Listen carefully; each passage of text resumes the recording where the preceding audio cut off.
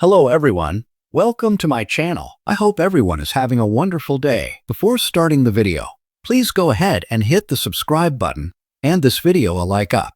The bold and the beautiful spoilers tease that Remy Price could be next to inhabit Luna Nozawa's crazy post.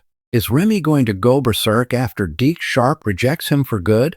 Deke thought he had a prince when he got together with Remy. Then he learned about his friendship with Luna that he forbid, and Remy was fine with it.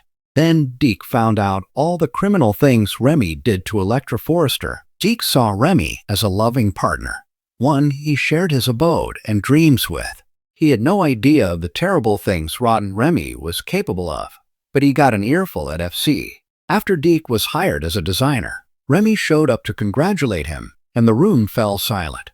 Electra tore into him for his past transgressions, and Deke was speechless. Remy begged to prove to Deke that he's changed and vowed to go to therapy, hopefully not with lusty Taylor Hayes. A gobsmacked Deke wanted to wait and see what Remy did next, and he has not taken Remy back.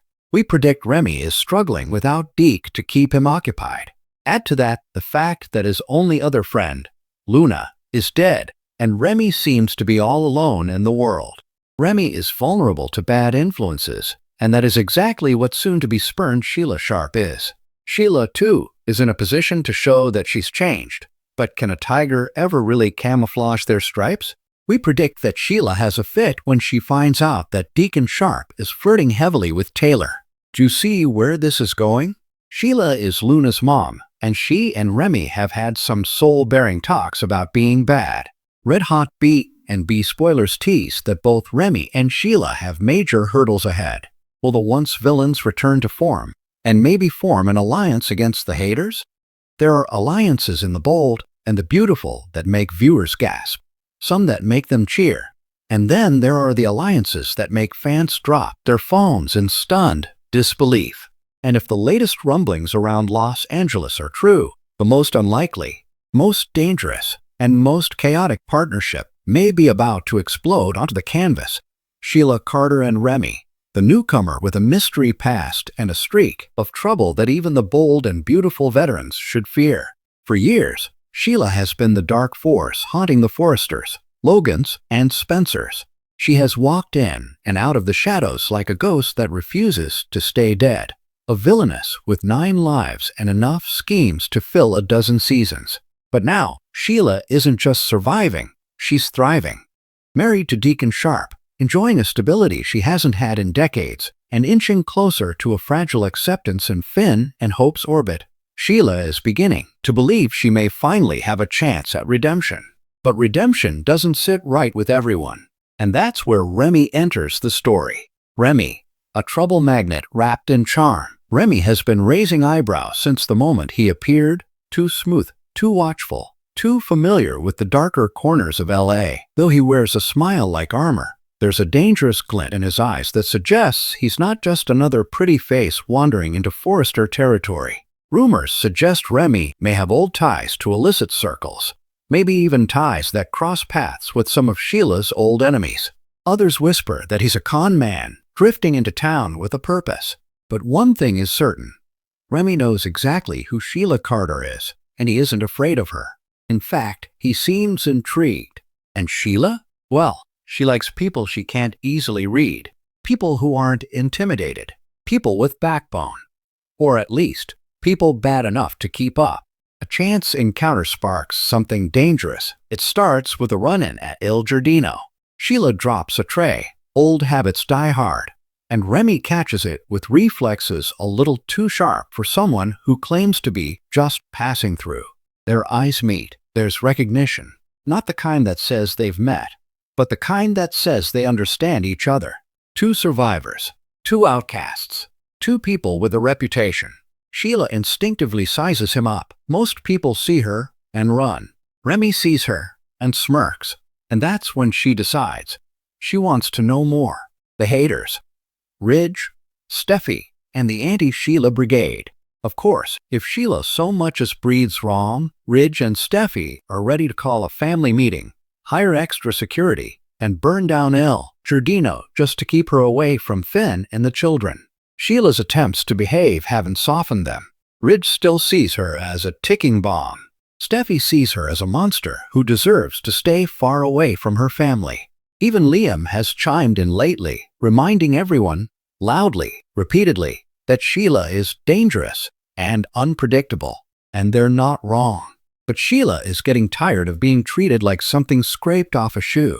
She's played nice as long as she can. And with Remy now in her orbit, she suddenly has someone whispering in her ear. Why let them keep walking all over you? Remy doesn't tell her to hurt anyone, but he knows how to feed a fire. He fans Sheila's resentment, amplifies her defiance, and encourages her to push back a little harder, a little farther, a little darker. Deacon sees trouble coming. Less Deacon sharp. He tries. He really tries. Deacon wants Sheila on the straight and narrow. He wants her happy, safe, and part of a family. But when he sees Remy hanging around Il Giardino, laughing with Sheila, leaning in too close, Deacon knows a storm cloud when he sees one. Remy is dangerous, not because he's violent, yet, but because he's a strategist. He observes. He manipulates. And Sheila, despite her instincts, likes the attention a little too much. Sheila calls Remy a friend. Deacon calls him a problem. Remy's motive? The big question, what does Remy want? No one steps into Sheila Carter's sphere without an agenda. Some theories.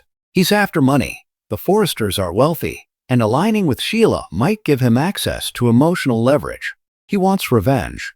Perhaps someone in the Forrester-Logan Spencer clan wronged him, and Sheila is the perfect doorway into their world.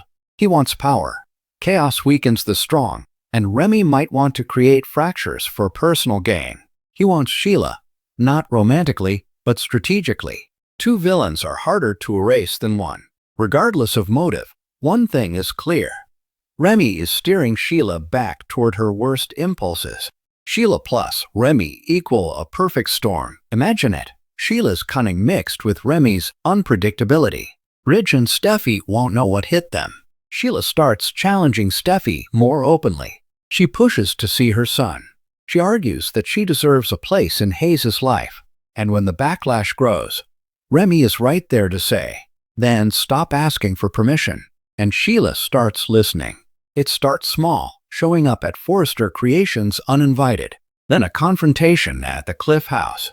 Then a not-so-accidental run-in with Finn that stirs emotions on all sides.